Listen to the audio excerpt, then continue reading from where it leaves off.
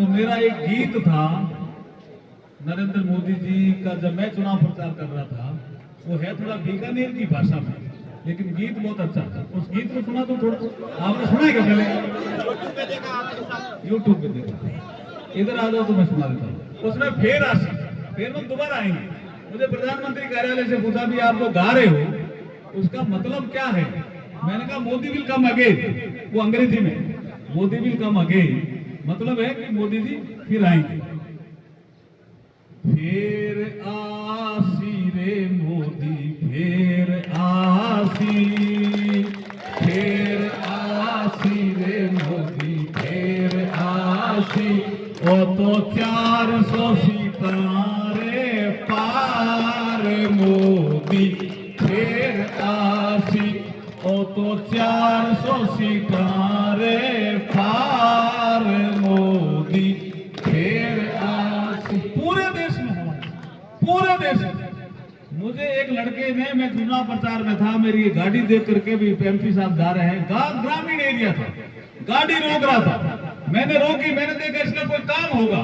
लड़का था छोटा 12-13 साल का। बोला एमपी साहब। मैंने कहा हाँ। थाने ठा है गई मुकाई अब की बार 400 पार। तो बच्चों को भी पता चल गया अब की बार 400, सबको पता चल गया। ऐसी परिस्थितियां देश में बनी है। लेकिन वो कवि कहता है कि ऐसी परिस्थितियां क्यों बनी? धारा 370 जब हटी तो लोगों को लगा हट गई क्या? मेरे लोकसभा में राहुल गांधी जी थे, उनको किसी ने कहा ये हटेगी नहीं।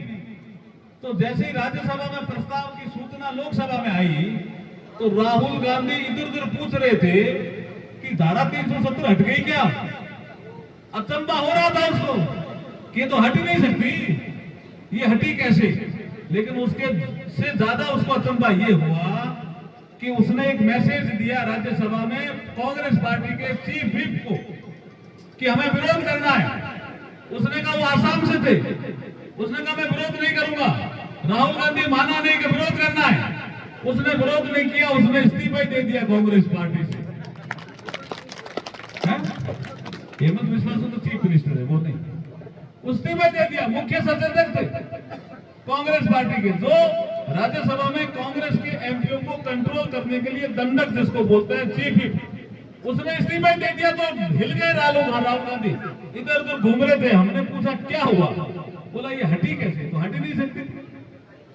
तो इसमें ऐसी परिस्थितियां बनी कि धारा 370 भी हट गई। कुछ लोग पूछते हैं कि धारा 370 की बात राजस्थान में क्यों करते हो? मैं इसलिए करता हूं कि मैं गया था 2014 में 15 में, मोदी जी ने मुझे भेजा था। राजनाथ सिंह जी हमारे हेड थे, उन्होंने, वो भी गए, मैं भी गया, 1-2 आदमी और थे कि धारा 370 से कोई कश्मीर के लोगों को फायदा हुआ क्या, ये जांच करना। मैं हैरान था। हमारे समाज के लोग बहुत मिले मुझे कि हमें बहुत कष्ट हुआ कि हम पंजाब के रास्ते से भारत नहीं आए, हम उधर के रास्ते से आगे, कश्मीर के रास्ते से इधर। तो शेख अब्दुल्ला ने हमें रोक दिया। गुर्जर और हमारे समाज के लोग जिनको हम भगत बोलते हैं, हमारे मेघवाल समाज के लोगों को हम कश्मीर में भगत बोलते हैं, भगत। उससे आगे जब चलते हो थोड़ा काम अफगानिस्तान की तरफ, तो मेघवाल समाज के लोगों को मेघ बोलते हैं। मेघ का मतलब हम बादल से जुड़े हैं। और बाद में वो संस्कारित थे, भजन ज्यादा गाते थे, तो उनको वहां के लोग भगत बोलते हैं। उनको भी नागरिकता नहीं मिली हुई थी। मैंने कहा यार तुम तो हमारे ही आदमी हो। हमारे यहाँ में मेघवालों में जो ज्यादा भगत होते हैं उनको भगत या कामड़ नहीं तो कहीं बोला आप या रिखिया,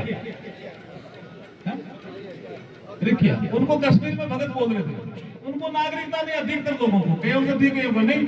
कई जन्मे यहाँ, हमको तो थी, जो उधर से आए उन्होंने कहा आप यहाँ जन्मे नहीं, नागरिकता नहीं। गुर्जर बकरवालों को भी नहीं।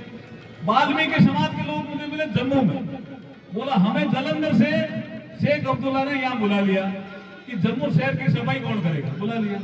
फिर कहा आप यहाँ के नागरिक नहीं हो, जन्मे नहीं से नागरिक नहीं, 370 आ गई धारा। तो बोला आप कोई सफाई कर्मी के अलावा कोई नौकरी नहीं कर सकते। वाल्मीकि समाज का आदमी 4-4 पीढ़ियों से वहां रह रहा था जम्मू में, श्रीनगर में, सफाई कर रहा था शहर की, लेकिन वो खाली सफाई कर्मी ही बन रहा था, वो बाबू भी नहीं बन रहा था, इंस्पेक्टर नहीं बन रहा था। आरएस नहीं बन रहा था, तहसीलदार नहीं बन रहा था, क्योंकि आप वहां के नागरिक नहीं हैं। इसलिए हम बात करते हैं 370 की, कि 370 अन्यायकारी धारा थी, उसको अगर किसी ने हटा करके एससी एसटी के लोगों को न्याय दिया जम्मू कश्मीर में, तो नरेंद्र मोदी जी ने दिया। पाकिस्तान मर गया तब हमें आंख दिखाता था। घर में घुस करके मारने की ताकत भी मोदी जी के कालखंड में भारत को मिली। पहले अमेरिका को थी, इजराइल को थी, और किसी देश को नहीं थी, भारत को मिली। बहुत से ऐसे नरेंद्र मोदी जी की नीतियां हैं जिससे सबसे ज्यादा लाभ अनुसूचित जाति और जनजाति के लोगों को मिला।